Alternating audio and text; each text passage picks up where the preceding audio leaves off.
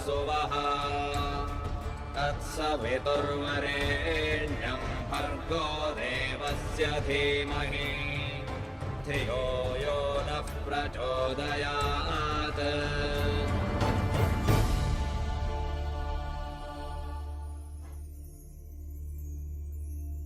नमस्ते। साप्ताहिक कार्यक्रम वेद की शिक्षा में आप सब लोग के अभिवादन करत है जा। परमपिता परमेश्वर से प्रार्थना है कि आप जहाँ भी होइबा स्वस्थ होइबा, तंदुरुस्त होइबा और मन प्रसन्न होई।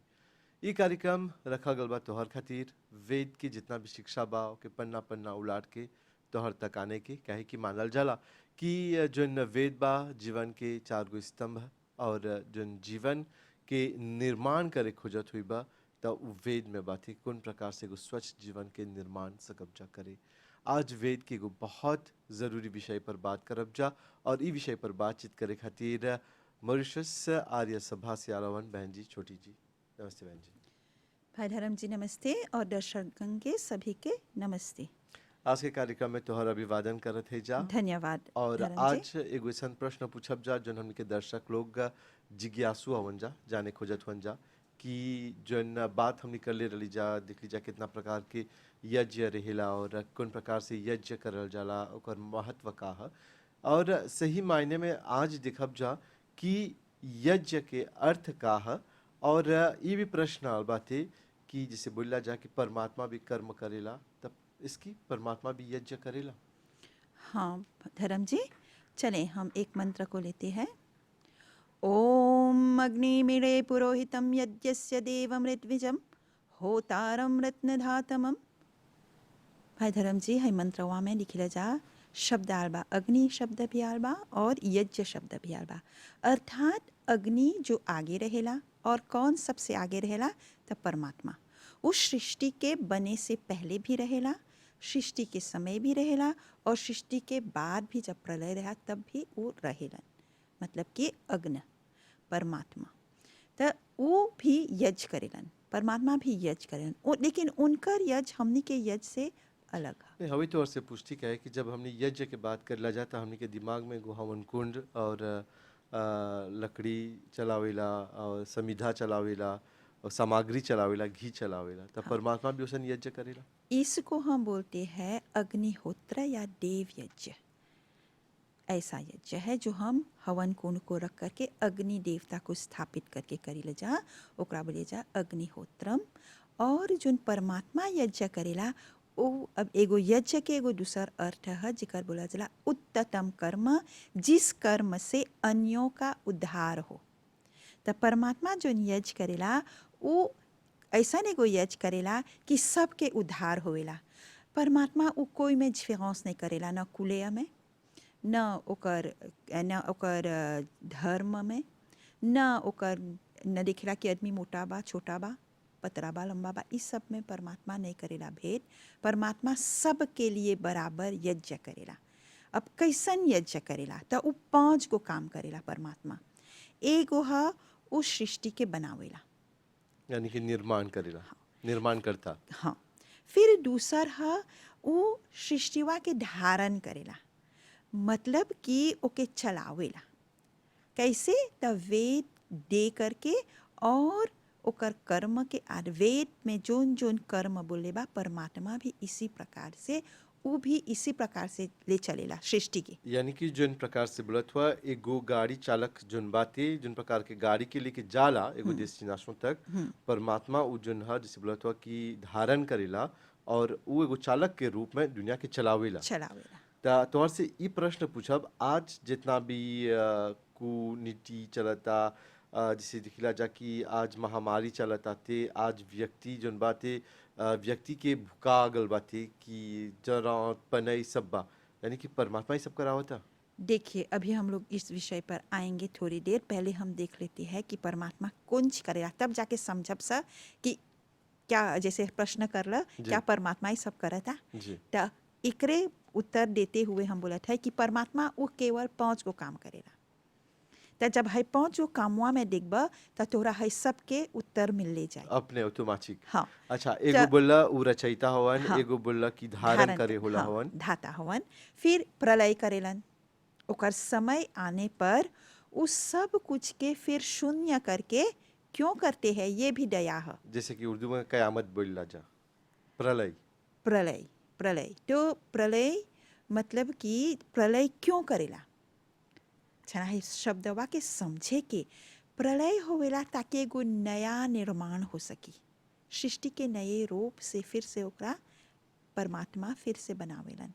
लेकिन उसी प्रकार से ये भी वेद मंत्र में बा कि जिस प्रकार से वो है सृष्टिवा के बनैले बा ओकर आते कल्प में भी सृष्टि के वैसे ही बनाए, और जो पहले से बनल बा वो भी बराबर है। ये एक दूसरा विषय है, हम लोग बाद में लेंगे। लेकिन अभी मैंने कहा कि एक तो सृष्टि बनावेलन, फिर ओकरा धारण करेलन मतलब कि और ओके चलावेलन, और फिर ओकर एगो प्रलय प्रलय करेलन, करेला।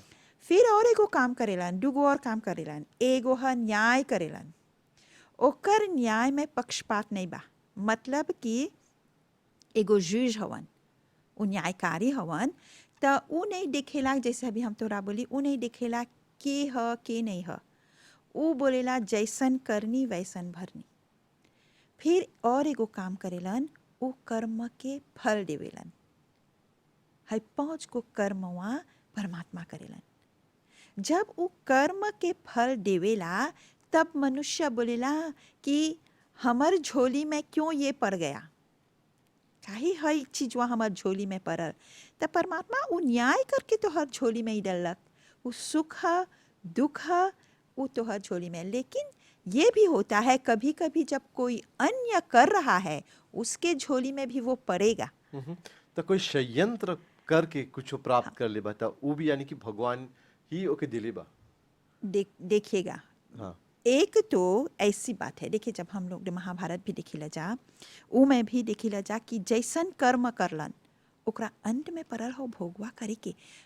भीष्म पितामह इतना बड़ा ज्ञानी, इतना बड़ा महारथी, अंत समय में बोलेलन कि हम द्रौपदी के साथ नहीं डेली क्योंकि हमार शरीर में हो खूनवा रहल, और आज जब हमार शरीर में से हो खूनवा हो रक्तवा निकल कर तब हम सकत है धर्म के साथ देवे।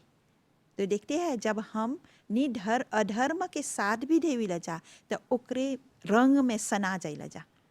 तो औसन कर्म तब करे के उ प्रतिज्ञा लेलक, उ करलक हो कर्मवा, उ चाहे कर्मवा नहीं करलक लेकिन साथ देलक ना, तो उ में सम्मिलित हो गल, सना गलू। हाँ।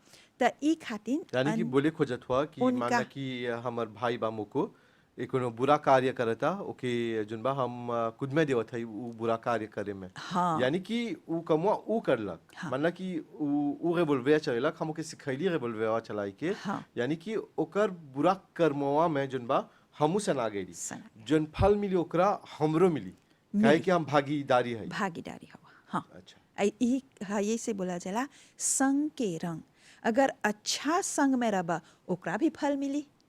माना तू एगो सत्संग में बैठला, जोन व्यक्ति तोरा उपदेश देवता ओकरा तो अच्छा कर फल मिलबे करी, लेकिन जोन हो समयवा बैठ के ओके ध्यान से सुन के जाकर के अन्य के बीच में बांट दिलक तो ओकरो भी तो बराबर फल मिली। लेकिन जोन व्यक्ति केवल सुनता ओकरो भी फल मिली, लेकिन ओकरा तनी सुन कमती। तो कर्म के आधार पर जितना श्रेष्ठ कर्म करब सा उतना ही हमनी के श्रेष्ठ फल मिली। अरे जितना हमने बुरा, इमें भी पूछताज है, अगर ढेर बुरा करब तो तोरा बहुत बुरा फल मिली। तो अच्छा बहन जी, हई आधार पर जब तक ई दिमाग में आवता अच्छा कर्म करब तो अच्छा फल मिली, जीवन में सुख मिली। सुख जो है एगो इमोशन है, एगो सचमा है कि हमनी महसूस करला जा कि हमनी सुखी है जब मन से कुछ मिलल, या दुखी जब होइला जाता यानी कि कुछ बिलाल या कुछ दुखी है जा। पर कबो दिखबा कोनो व्यक्ति जोन बा अपन जीवन भर निमन काम करलक, अपन चीजवा चाहे ओकर लगे कमती बा उ सबके बांटले गल, वो अपन ओकर हाथ खुलल रहल, कबो हाथ सेरे नहीं करलक, निमन बोली बोललक, सबके अच्छा कर्म करलक। फिर देखला जा कि ऐसन बीमारी घेर लेवेला क्योंकि इतना दुख होवेला, तो वो भगवान से बोला कि हम कौन करनी कमाई कर ले है कि ऐसन फल भुगतत है। वो अपन जीवन भर जैसे बचपन से लेके ओकर बुढ़ापा तक जोन बा हाँ। वो निमन कर्म करलक। समझ दिखबा कि जोन मोवेका कमवा करता थे वो।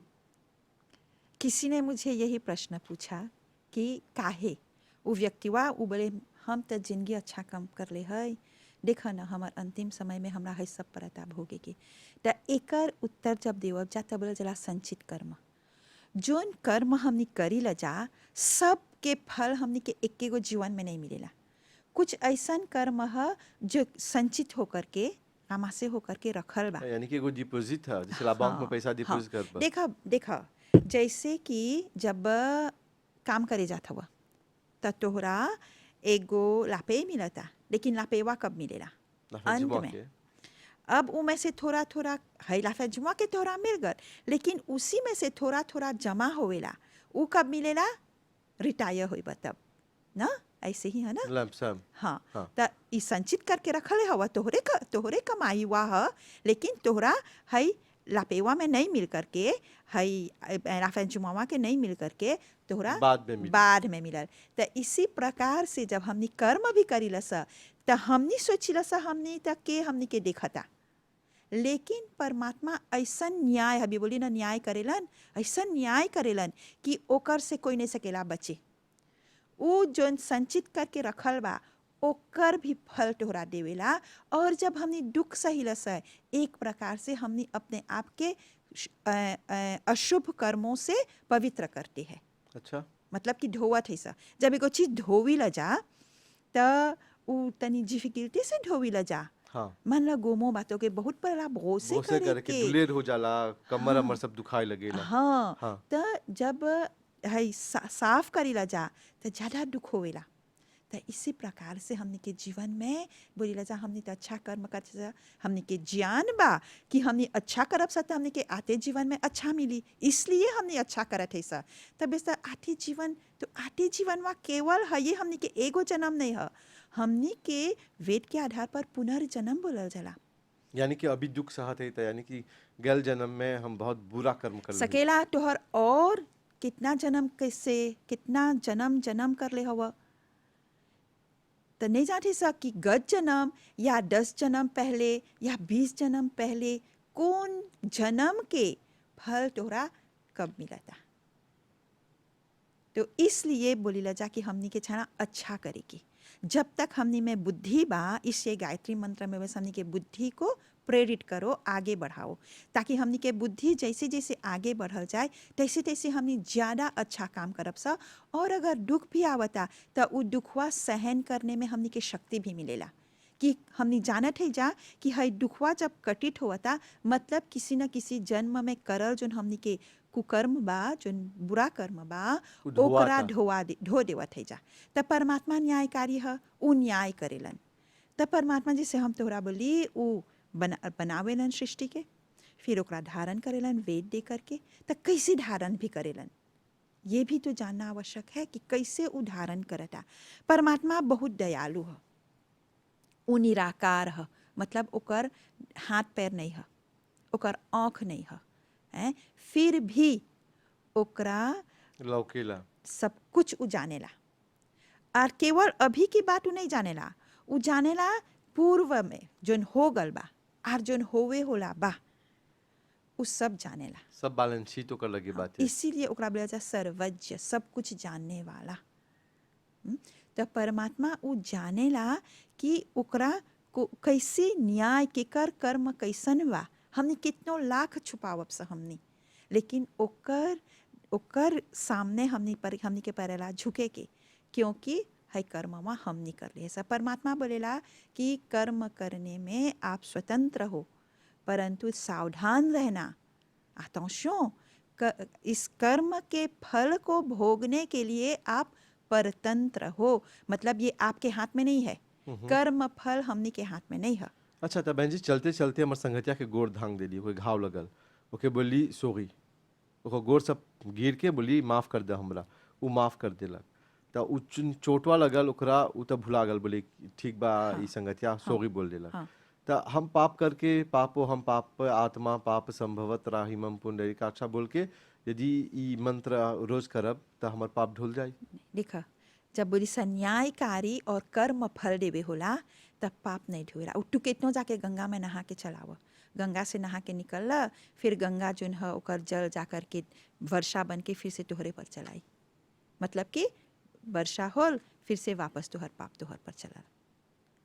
एकर अर्थ का है ई सिंबॉलिक बोली ह। एकर अर्थ ई ह कि हमनी जोन कर्म करी ल जा उ बड़ा छोटा अच्छा बुरा जैसन भी बा ओकर फल हमनी के मिलेला, हमनी के प्राप्त होवेला। हम्म। अच्छा, जैसे बोली जा कि एगो बैलेंस शीट भगवान रखेला और इमें डेबिट क्रेडिट रहेला बैंक में, तनी अकाउंट के जरिए भी उसी तरी समझीला। त अभी मानला कि आज एक दिन में 24 रहता बा, दुजैता में हम मारू काम करब और दुजैता में हम अच्छा काम करब, त उ एगाल हो जाई। त बुरा कमवा के तोहरा बुरा मिली और अच्छा कर्मवा के तोहरा अच्छा मिली, कैसे एगाल होई? वो एगाल ऐसे की होई? क्योंकि बुरा कर्मवा के त दुनों के फल तोहरा मिली, दुनों अच्छावों के भी फलवा मिली और बुरावों के भी फलवा मिली तोहरा। बैलेंस से कैसे नहीं बैलेंस होवेला। नहीं, बैलेंस कैसे बैलेंस से होई? अच्छा, इमे इमे परमात्मा के चालाकी नहीं बा। न्याय हाँ, ई सब बुद्धि हमनी चलाइला जा जाइला जा।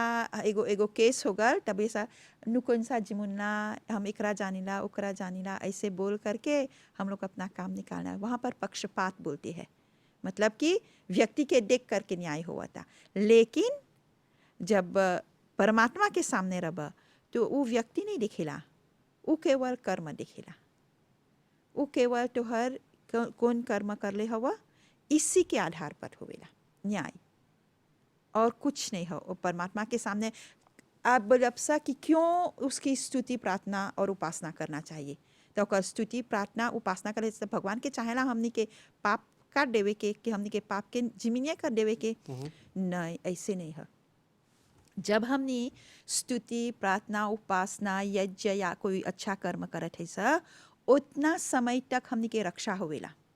मतलब हमनी बुरा कर्म नहीं करत है जा, तो ऑटोमेटिक हमनी के अच्छा ही फल मिली। इसलिए केवल इसका भी फल तो मिल रहा है, जोन करत है सब उपासना प्रार्थना है, इस सब के फल तो हमनी के मिला था। तो जोन बुरावा करब सा उहो भी मिली। अच्छा, मान हम के अभी जोन बा बड़ी भूख लगल बा, हमर लगे पैसा नहीं बात एगो चीज किने के, और हम जाके अपन संगतिया के ओकर साथ में से ओकर रोटी चुरा के खा लेली, तो तो पाप चोरी है। जोन है एगो पाप है। समझ नहीं खैती तो अपन शरीर के दुख देवत है, हवो एगो पाप है। देखो, तो सहन शक्ति एगो शब्द है। मनुष्य में बहुत सहन शक्ति है, हमने के जाना अपन सहन शक्ति के जाने की। क्योंकि देखा एगो आदमी सकी 7 दिन 8 दिन 1 महीना नहीं खा के उ सकी रहे, मतलब कि उ सकी पानी पी के रहे, उ सकी बैठ करके ध्यान में वो वायु खा करके, जो हम वायु लेते हैं इसमें भी शक्ति होती है।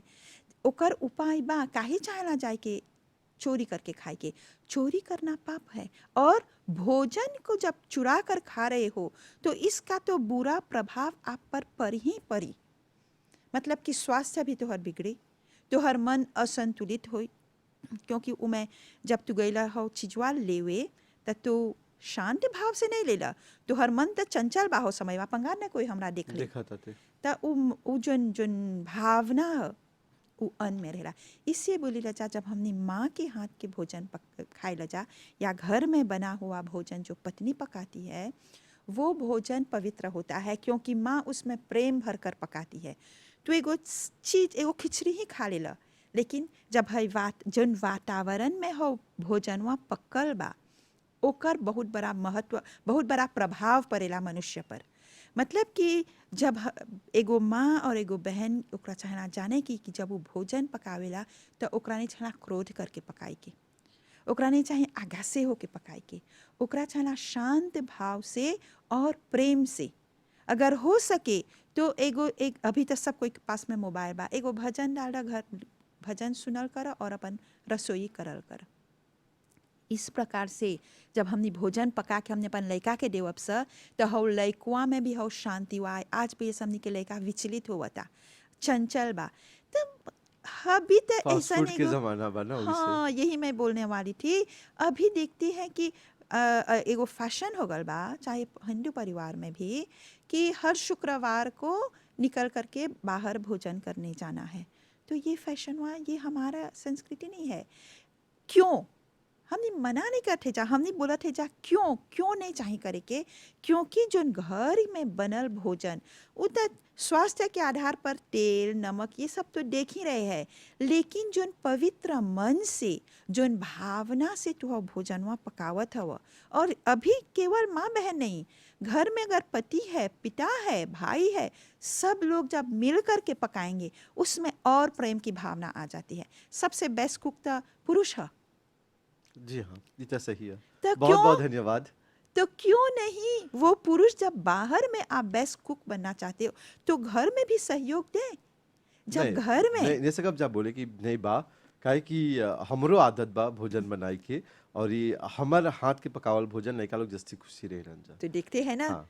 तो बच्चे पर आपका भी प्रभाव पड़ रहा है कि देखो मेरे पिताजी कर रहे हैं, कल बेटा वो सीख रहा है, कल जब वो बड़ा होगा तो उसको पता चलेगा, वो जाना था कि हमरो चाहेला करे के, क्योंकि जब परमात्मा दुगो हाथ देले बा तो हमनी के कर्म तो चाहिए करे के ना। तब पहला कर्म हमनी के अपन स्वास्थ्य की रक्षा करे के, जैसे नहाए लस, जैसे बाल बनाए लस, अपने आप के शारीरिक रूप से सुंदर बनाए ला जा, तो इसी प्रकार से हमनी के चाहिए अपन भोजन आहार की भी व्यवस्था करे के।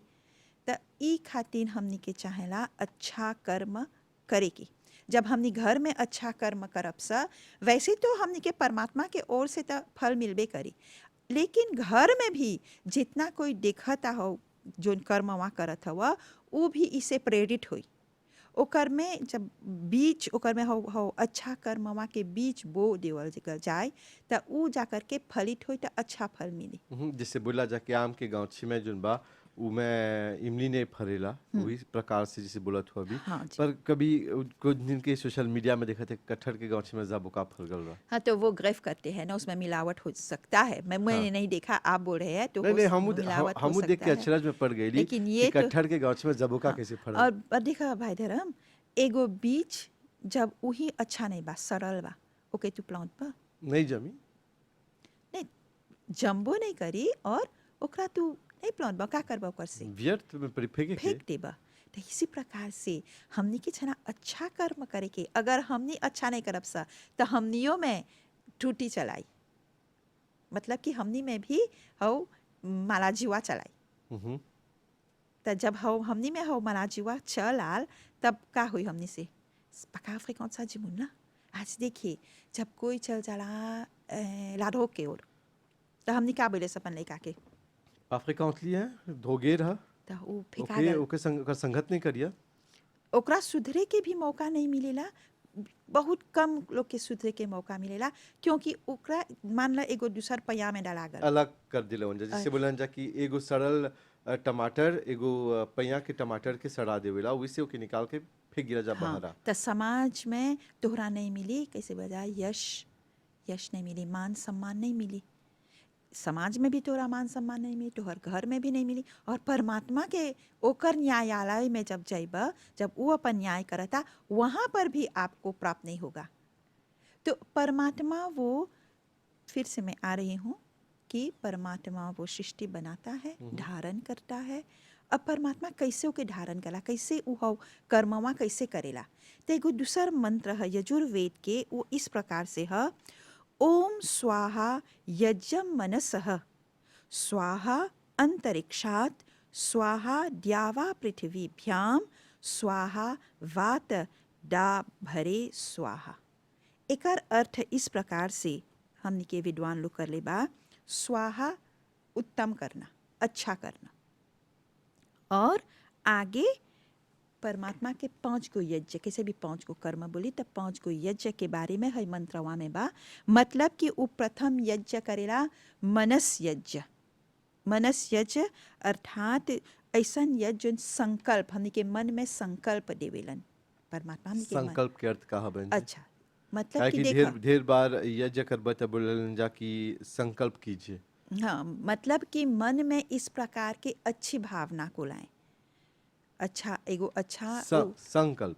हाँ, मन में एगो अच्छा विचार लावत है जा। तब परमात्मा हमनी के मन में कैसे उस संकल्पवा भरेला, तब वेद के आधार पर जितना वेद में अच्छा अच्छा जन बात बा, त ओकर आधार पर हमनी के है वो हमनी के मन में वो देवेलन। फिर दूसरा बातें बोले दूसरा यज्ञ बोला अंतरिक्ष यज्ञ। अंतरिक्ष यज्ञ कौन सी है? त मेघ जोन बादल है ओकरा वो धारण करेला। फिर आगे चल करके बोलन है कि द्यावा और पृथ्वी यज्ञ करेलन। द्यावा मतलब द्युलोक और पृथ्वी तो वो कैसे करेलन? तो वो जल के सोख करके वो मेघ बना करके वर्षा करावे। त ई भी ओकर एगो यज्ञ परमात्मा के यज्ञ है। और वात यज्ञ मतलब हो वायु और हो मेघ के, जब तक मेघ है ऊपर और ओकर में वायु जा करके, वायु जब जाता ओके और गहरा कर ले गहरा जाला कर देवेला। हो बादलवा जैसे जस्ती न्यास जस्ती बोलला जहाँ हाँ हमनी। बादलवा हाँ। जा करके और जा करके जब भारी हो जाला तब जा करके, तब बिना वायु के तो उ त सब संगठित नहीं होई। तो जब वायु जाला तो वो मेघवा के संगठित करेला और जब संगठित होया तो वो भारी हो जाला तो वो वर्षा के भारी रूप में बरसात करावेला। तब हमनी के वर्षा मिलेला। तब परमात्मा ओकर है सब यज्ञवा परमात्मा करेला। और हमनी कौन 5 गो यज्ञ करेला जा? हमनी करेला जा ब्रह्म यज्ञ, फिर करेला जा देव यज्ञ, फिर करेला जा बलि वैश्य देव यज्ञ, और फिर है पितृ यज्ञ, और एगो अंतिम यज्ञ अतिथि यज्ञ। तो जोन सकब जब बोले बहन जी कि जोन अच्छा कार्य करबा उ यज्ञ हा प्रोग्राम के समय जोन बा पूरा हो गल बा और हमनी के संगठा इशारा करता थे अंत में कौन संदेश देबा जितना भी हमनी के दर्शक लोग देखेला? कहे कि आज ये कार्यक्रम यूट्यूब में भी जाला और हमनी के ढेर मना व्यूज मिलेला, ढेर कोई प्रोग्राम से बहुत कुछ सीखेलन जा। अंत में कौन संदेश देबा? अच्छा देखा, जब परमात्मा स्वयं यज्ञ करता तो हमनी के यज्ञ करे के अनिवार्य है। और जैसे अभी हम 5 गो यज्ञ के बारे में बोली, एक सरल भाषा में मैं फिर से बोल देती हूँ। ब्रह्म यज्ञ संध्या के बोलल जाला। हमने के चाहेला सवेरे और शाम को संध्या करना अनिवार्य है। जिस प्रकार से हमने भोजन है शरीर के लिए करी ला जा, इसी प्रकार से इस संध्या हमने के दिमाग के लिए है। फिर देव यज्ञ अग्निहोत्र को बोलते हैं, जो हवन में हम लोग आहुति डाली ला जा, ओकर से जितना भी हमने के लौविरोनमा है ओकर शुद्धि होवेला, पवित्रता होवेला। फिर बलि वैश्य देव यज्ञ मतलब हमनी के छाना रक्षा करे के, हमनी के लौविरोनमा के जितना भी जीव जंतु बा संसार में सब कोई के रक्षा करे की, वो है बलि वैश्य देव यज्ञ। फिर बा पितृ यज्ञ, अपन माता पिता गुरु आचार्य के दिल नहीं दुखावे के, वो लोग के सेवा श्रद्धा से करे के, इसी को श्राद्ध बोली ला जा। और अंतिम जो है अतिथि यज्ञ, जब भी एगो विद्वान आपके घर पर आवे या आपके संस्थान में आए, उनका मान सम्मान करें, उनका अपमान कभी ना करें और सबके आशीर्वाद प्राप्त करके जीवन सुखमय होवेला। अच्छा तो चला अंत में हम अतिथि यज्ञ करब आज। तोरा बहुत बहुत धन्यवाद देते हाथ जोड़ के कर जोड़ के, और आज इतना एगो बहुमूल्य विषय पर बात कर ला, एक खातिर दिल के गहराई से धन्यवाद। बहुत बहुत धन्यवाद धर्म जी, हमरा हिजाय करके हमरा मौका दिला। धन्यवाद। और दर्शकगण के जो हमरा हर बार सुनेलन उन लोग के भी धन्यवाद और नमस्ते। तो भाई बहन लोग ये रहा आज के हमनी के कार्यक्रम वेद की शिक्षाएं। उम्मीद करते जा कि आज सागर में से गागर भरले हुई बा और मिलब जा आवत सप्ताह। पूरी टीम की तरफ से शुभ रात्रि, नमस्ते।